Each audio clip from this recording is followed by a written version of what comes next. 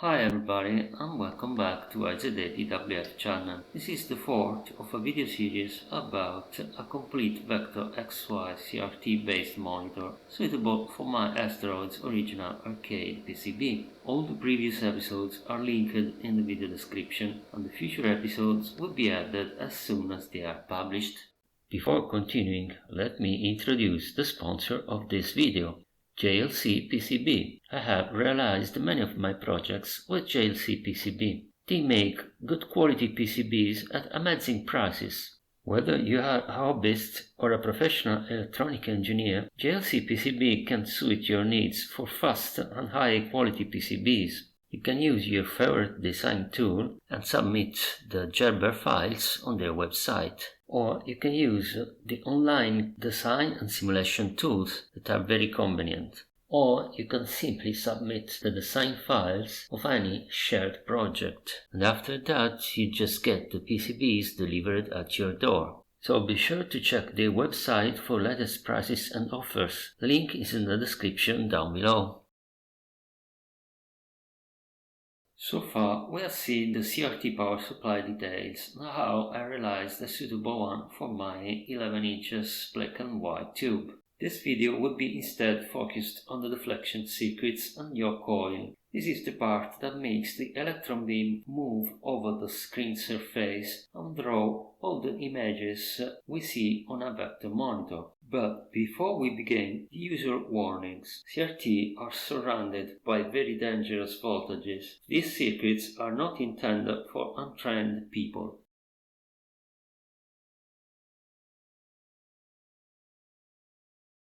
On almost all TV and monitor CRTs, the electron beam is moved over the screen area by magnetic fields generated by the deflection yoke. This is the device with various coils of an emerald wire that's placed around the CRT neck. On the yoke assembly there are usually also a good number of small permanent magnets whose function will be seen later. Now, the problem is that almost always the yoke coils intended for raster scan are not suitable for vector deflection without some modifications, unless you are happy with a very slow vector deflection on the vertical axis. Of course, this would not be working well enough with a vector arcade board.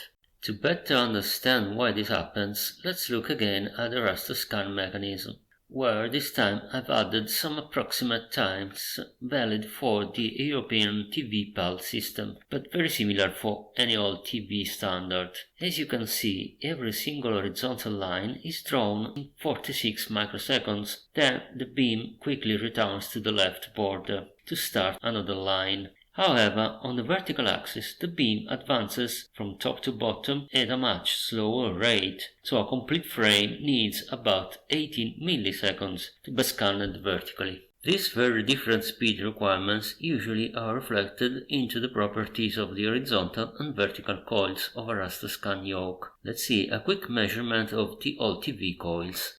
So let's now measure the inductance of the horizontal coil, and you can see it's 87.5 microhenry, which is just a bit lower than I expected, but it's in the ballpark. On the other side of the yoke we have the connection of the vertical coil, so I'm measuring this now. And as you can see, the inductance is 7.5 millihenry, which is almost 100 times the other inductance we measured before. To understand why there is such a large difference between the horizontal and vertical yoke coils on a raster system, we have to look at some basic math. First, we need the voltage to current relationship into an inductor. Basically, the faster we want to change a current flowing through an inductor, the higher the voltage we need. But also, the higher the inductance, the higher is the voltage needed to produce any current variation through it. Since on a TV usually we want to use our fixed B+ voltage rail, then the horizontal coil's inductance is made low enough to allow the very fast 46 microsecond scan time, where the current must be changed from the full deflection to the left to the full deflection to the right. But now, why the slower vertical coil is made with a much higher inductance? In theory, we could just use a much lower voltage to have a much slower variation, right? That's correct, but there is another issue here. The amount of deflection of the electron beam does actually depend on the intensity of the magnetic field produced by a solenoid, which is another name for our coil. The magnetic field is proportional to the product of the current flowing into the coil by the number of turns the coil is made with. So, if we have, for example, 10 times the turns, we need a current 10 times lower to obtain the same deflection amount. However, the inductance value of a solenoid is proportional to the square of the number of its turns. So, on a raster system, it's good to obtain full deflection on the vertical axis with a current as small as possible, because this allows the designer to use small drivers and waste less power. Of course, the final inductance value must be just small enough to allow a frame to be scanned in the 18 millisecond time we have seen before. If we want to make an XY vector deflection monitor, we need instead both axes to be deflected as fast as possible without using a too large voltage. In theory, we will need both the deflection coils to have similar inductance values and current requirements. That's why there is almost always the need to make some modifications for a raster yoke to be used with XY deflection system. I'm now going to explain how I modified the yoke. However, be sure to watch also a second modification that I had not anticipated and that will be shown after the deflection circuit details. This happens since not all yokes are born equal, and you could save much time if you have the lucky one.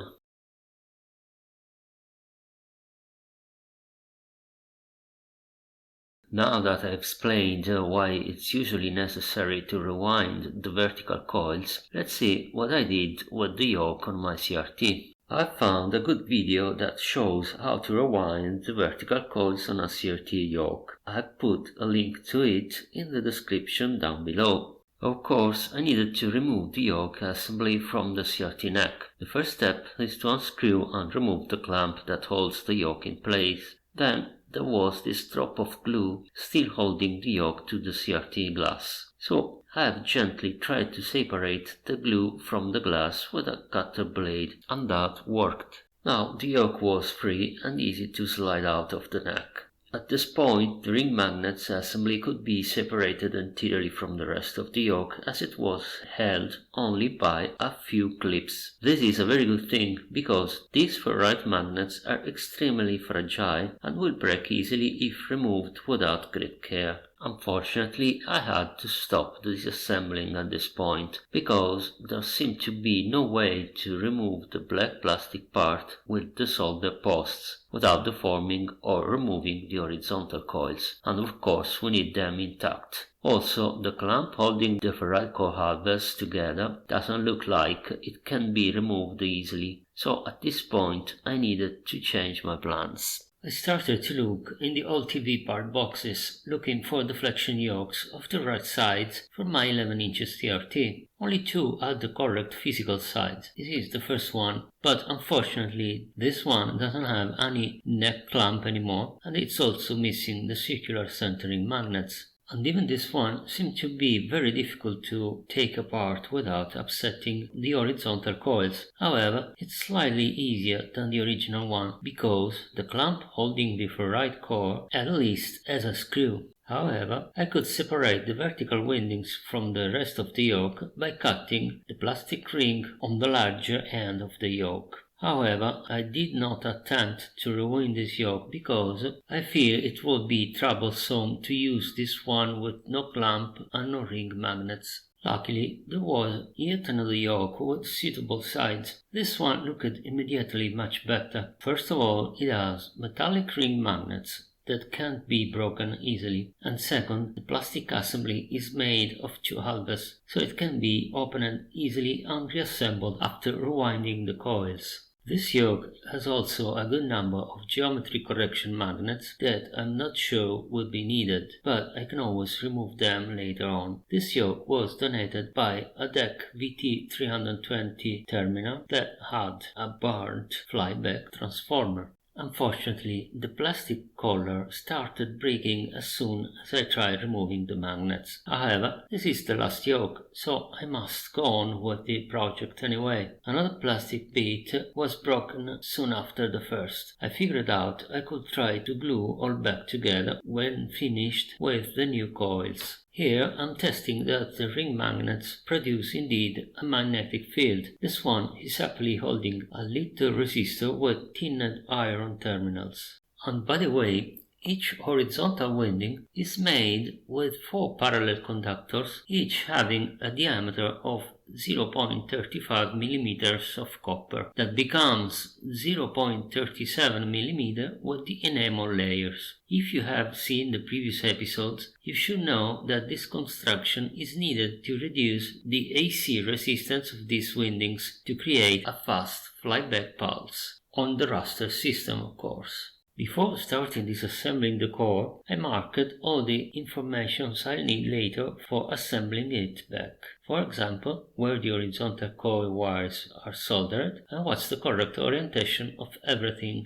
Now I insert here just a big warning from the future. In this picture we can see that the halves of the vertical coils are connected in series. This is clearly visible observing the 3 topmost solder posts. The 2 external ones have only 1 wire and the middle one has 2 wires connected, each coming from a different half winding. I didn't yet realize I could simply transform the coil connection from series to parallel and reduce the total inductance value to 1/4 of the original value. Of course, this could not be enough, and we explore this possibility in the last part of this video. Now, back to rewinding. I started removing the soldered wires of the horizontal coils. After this, the 2 plastic halves can be separated.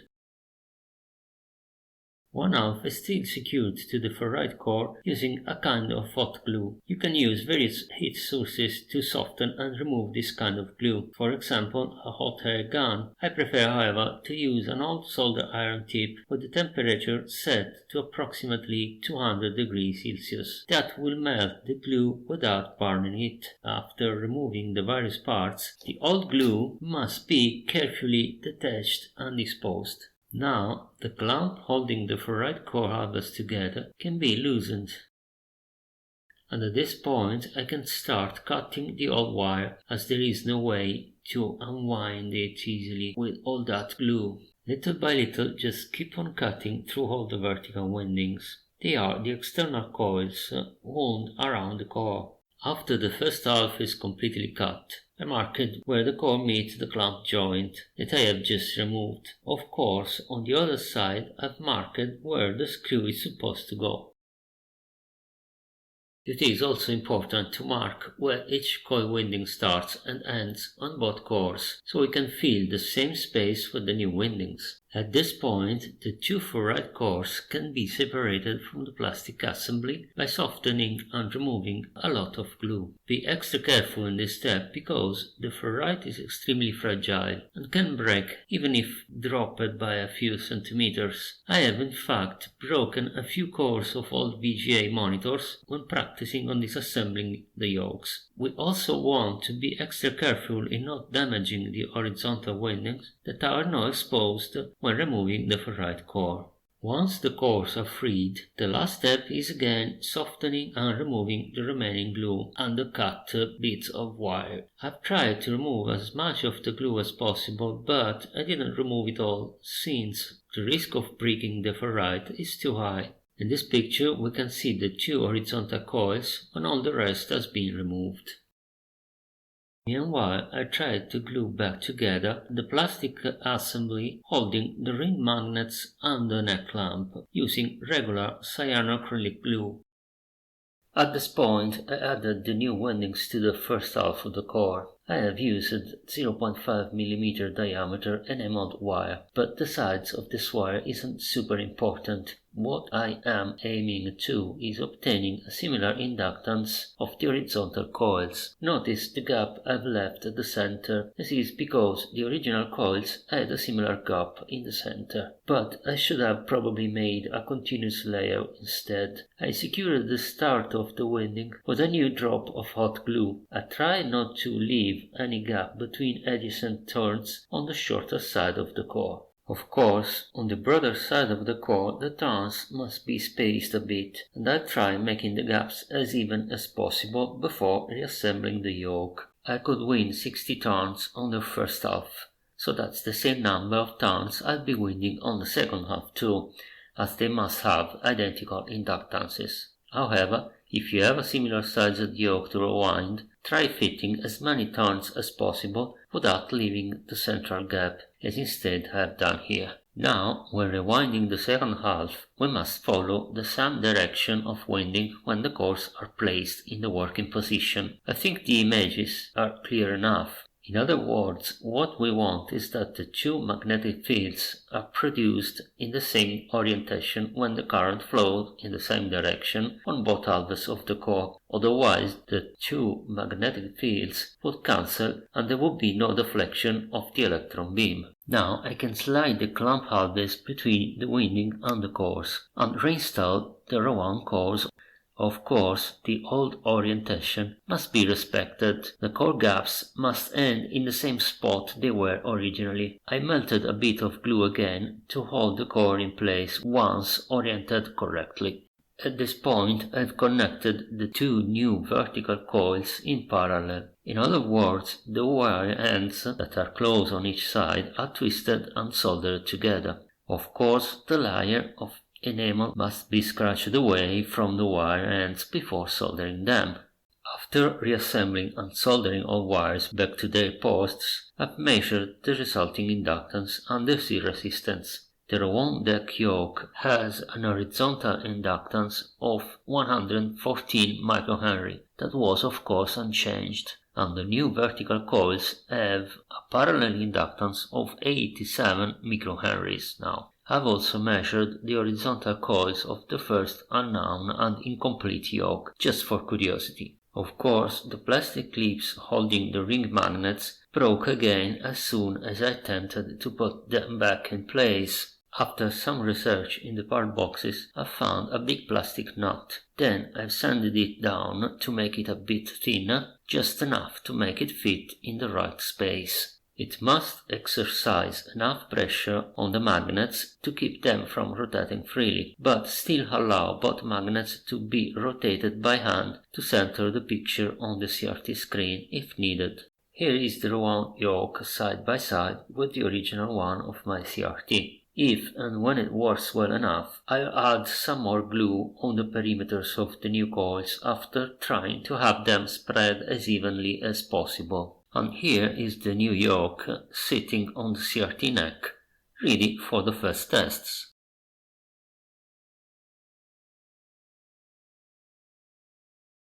Now that I have a deflection yoke with similar inductances on both axes, I need a circuit that takes the X and Y signals generated from the game board and drives the yoke coils accordingly. 1 year ago, when this project started, I have searched for any suitable circuit already made for this purpose. But none of the few ones I've found seemed good enough at the first glance. I figured out I could learn how the original Atari monitors worked and make a similar circuit. But during my research, I've also found this website owned by Jürgen Müller. He has adapted a 9-inch Vectrex monitor for his Atari Asteroids original board and had already designed a new deflection circuit for it. A rather good one at the first glance. 1 year ago, I thought the 9-inch CRT of the Vectrex would not be so different from my 11-inch one, so I promptly ordered some PCBs using the files Jürgen shares on his website. Of course, you can find a link to his site in the description down below. However, 1 year ago I had no idea yet that the Vectrex CRT monitor is instead so different from a typical arcade monitor. Anyway, I populated one PCB with all the components and started experimenting with the newly rewound deflection yoke. Of course, I would not use yet an Asteroids board as the test signal source, because the monitor still doesn't have an impedance amplifier and I have no idea if any of the board is working enough well yet. So I'll use my function generator, an HP8116A, as one of the test signals, and a homemade audio generator as the second axis signal. However, the audio generator can output only a maximum of plus or minus 2 volts, so it won't be able to produce full deflection even on the shorter vertical axis. The deflection board needs a dual plus and minus 12 volt supply, so the usual PC power supply would be used for the plus 12 volt rail, and a small 12 volt at 3 ampere supply would be used as the minus 12 volt rail. As the very first test, I've connected the yoke alone without the CRT, just to verify that the circuit can drive its rather low inductance without blowing the fuses, or worse. I must be extra careful because if the deflection fails, I don't have any spot killer circuit yet that can save the CRT from burning phosphors. The big 1 ohm resistors are used for sensing the coil currents. Here I've set the signal generator to produce a plus and minus 1.5 ampere peak deflection current. So far nothing bad happened, and the driver transistor aren't overheating. So I connected everything and started playing with the signal generators.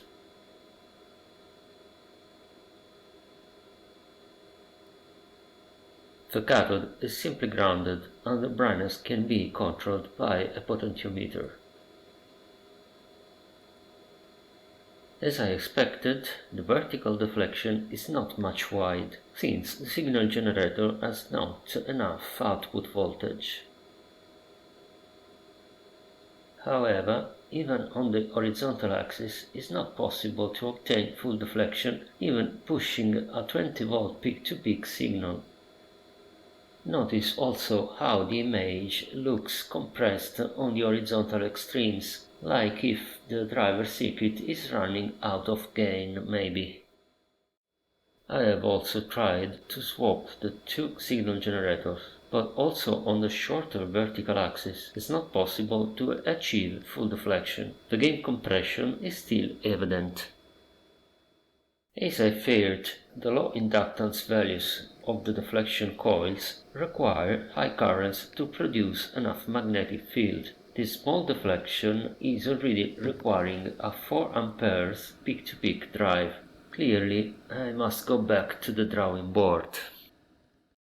It's time now to have a look at the deflection driver schematic. Here I'm showing only the X channel, as the other one is almost identical. As I said, I think it's well made, so I was confident enough that it was a good starting point to make a working deflection driver for my CRT. Let's quickly examine some of the most important parts. At the signal input we have a resistive divider that reduces the input signal voltage to 1/11. Then we have a simple diode and resistor predistortion circuit. Basically, its purpose is to modify the input signal in order to be drawn on the spherical screen surface of a CRT instead of a perfectly flat surface. Next, we have a very fast current feedback operational amplifier that compares the input signal with the current flowing into the yoke coil and drives the output transistor, trying to keep this current sample as close as possible to the input waveform. The output transistors are configured as a push-pull emitter-follower circuit.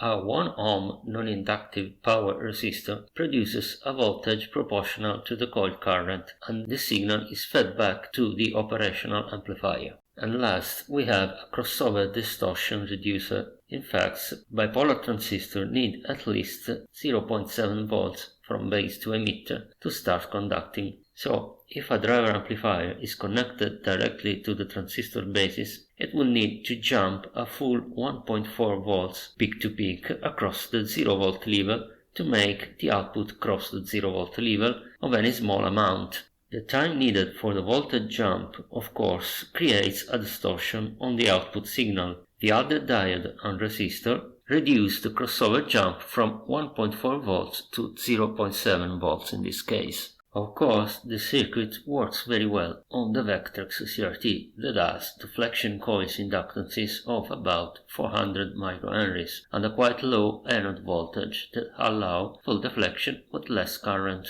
So I decided to simulate the circuit with LT-Spice and use a coil inductance of 100 microhenries, which is close to what I have, and see if I can modify the circuit to work with the much higher deflection current requirements of my CRT. I haven't used the original transistors on the simulated circuit since the exact models weren't present in my LT-Spice installation. However, I've made sure to use models with similar current and gain values. Anyway, it's super important to use the exact operational amplifier model, in this case the LT1227, because the behavior of the circuit depends very much upon the characteristics of the op-amp used. As input signals, I have used a sinusoidal signal of 5 volt amplitude with a frequency of 330 Hz. And that's because, looking in the Atari monitor service manual, I found the cross-hatch test signal to have mostly triangular signals of about 330 Hz, but with 20 volt peak-to-peak for the x-axis and about 15 volts peak-to-peak on the y-axis. So let's observe the current on the coil when trying to drive some more current than the plus or minus 1 ampere needed for the Vectrex full deflection. What we see in this image is a bottom peak of the waveform definitely flattening at less than 1.5 amperes, and the top peak starting to flatten at a current of less than 1.8 amperes. For instance, because of the polarity of the current probe on LT-Spice, the negative current waveform is driven by the NPN transistor Q1, and the positive current is driven by Q2, which is the PNP transistor. These current levels are not enough for the full deflection with the yoke coil I have on my 11 inches CRT. But let's understand first what's happening. Let's look also at the current flowing through R1. This is what drives the transistor's basis. First, we observe that the waveform is not symmetric across the 0 volt level, and then we observe a quite sharp current limit at about 55 mA. Again, let's remember the negative current is the one flowing from left to right of R1, so it's the one that should drive Q1's base. This is larger than the other base current because of D1 and R2 diverting a good share of this current from Q1's base. As I say, D1 and R2 are meant to mitigate the crossover distortion. The other issue is the hard limit to the drag current. This happens because that's what our operational amplifier is capable of. If we look at its datasheet, we can see that the output current typical value is 60 mA. So the LT-Spice model is probably using a value of 55 mA to allow a small safety margin. Now that we identified the problems, let's think about a possible workaround. Power transistors usually do not have large current gains. For example, the TIP41 used in this circuit can have a gain as low as 15 at 3 ampere of collector current. So we definitely need more current gain. To raise the current gain, we can cascade more transistors like in the famous Darlington configuration, where the base current needed by the bigger transistor is provided by a smaller one. However, this configuration has other drawbacks that would introduce other negative issues in our push-pull emitter follower. For example, the large base-to-emitter voltage of Darlington pair will create a crossover region of more than 2.5 volts and reduce the drive voltage limits by a similar amount. The resistors I draw in this schematic are not mandatory. They are needed to increase the gain at very low current levels and to speed up the turn-off. In this case, the only advantage of the Darlington transistors is that they exist already combined in the same package, so I could easily replace the transistor in the PCB that I am using. Another less famous gain multiplier configuration is the cycli pair. This configuration uses transistors of opposite polarities. For example, the NPN pair needs a smaller NPN base driver and a PNP final transistor. However, this pair has the same base to emit the voltage drop of a single transistor, so it will not add any larger crossover region nor reduce the voltage headroom of an emitter-follower circuit. Also in this case, the resistor can be added to have a larger total gain at very low current levels. So I've modified the LT-Spice circuit and I have added the cycli pairs, complete with 1 kΩ resistor. And also I changed the resistor on the crossover helper circuit from 1 kΩ to 10 kΩ, as now the base currents are much smaller. The simulation result is very promising. Now it's easy to drive plus and minus 3 A through the 100 microhenry inductor, and also at these high current levels the operational amplifier is only supplying less than 2 mA in the peaks. The current drive remains of course not symmetric because of the small current sink through D1 and R2. Enough simulations now, let's get back to the real thing. I found a few BD237 and BD238 transistors in the spare parts. And although they have low current gains in the 40 to 80 range, that should be enough in this case. Of course, I had to mount the final transistors below the PCB with short wires and add insulations over the legs to prevent any possible short circuit. Of course, making a new PCB would be the best choice, but let's connect everything and see what happens.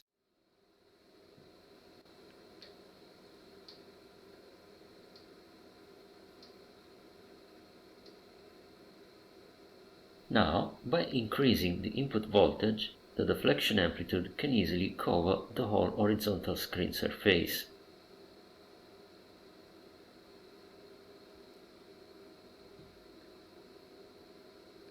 I can see the image geometry is really wrong, but so far I haven't attempted to set the permanent magnets, so I hope it can be fixed later when I can use the real cross-hatch screen from the arcade PCB.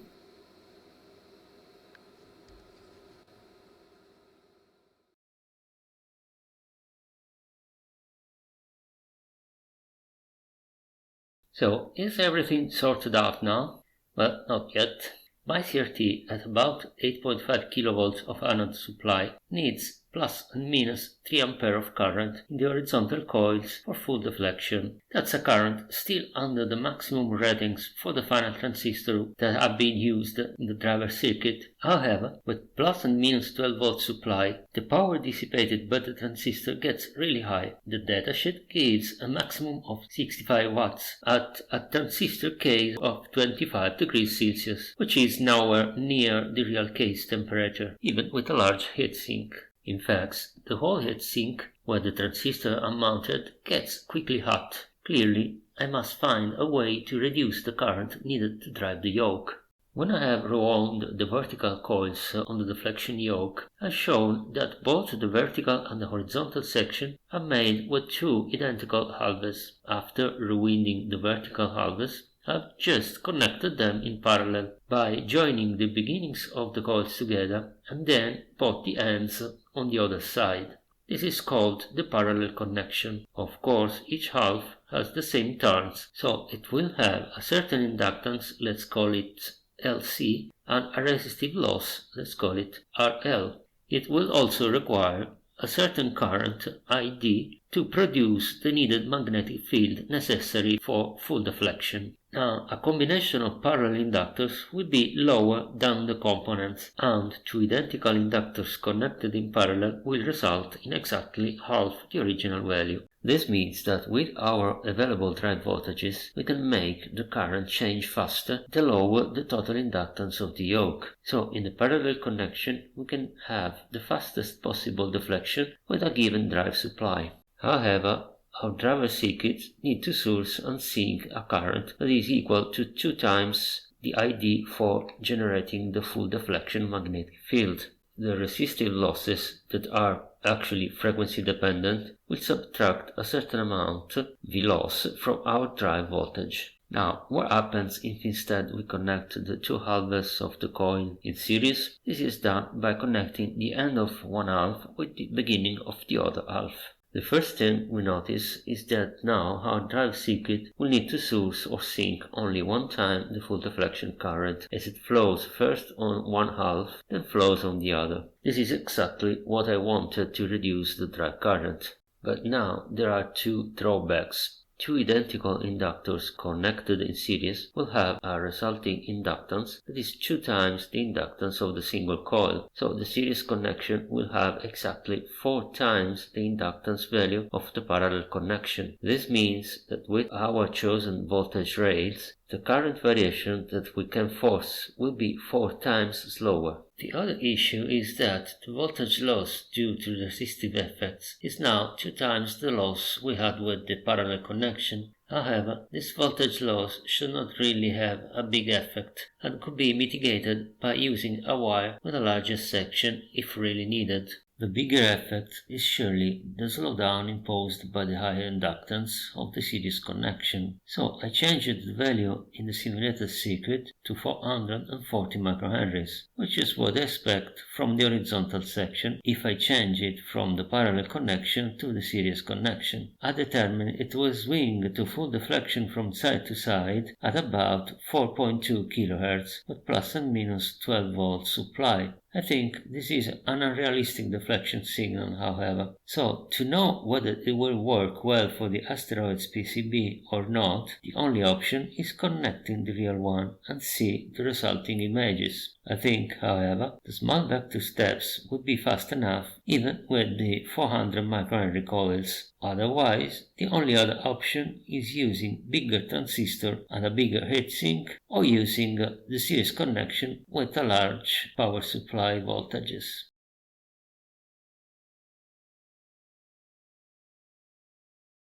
So I first changed the vertical section from parallel to series. I've used the solder post that was already present in the yoke assembly for the original series connection. Of course, I had to insulate the part of the wires that were initially twisted together and soldered, since they have no enamel layer anymore.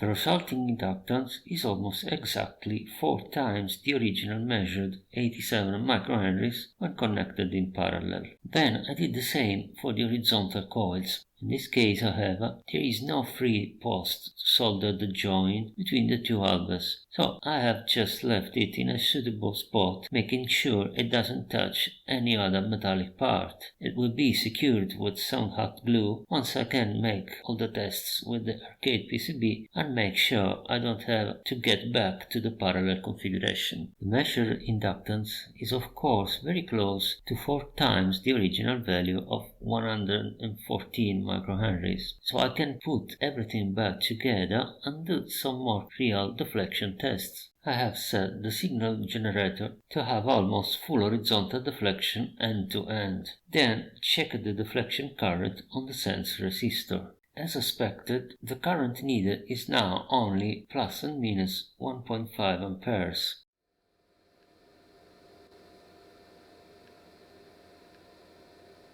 At this point, any more meaningful deflection or geometry test will require the real arcade board.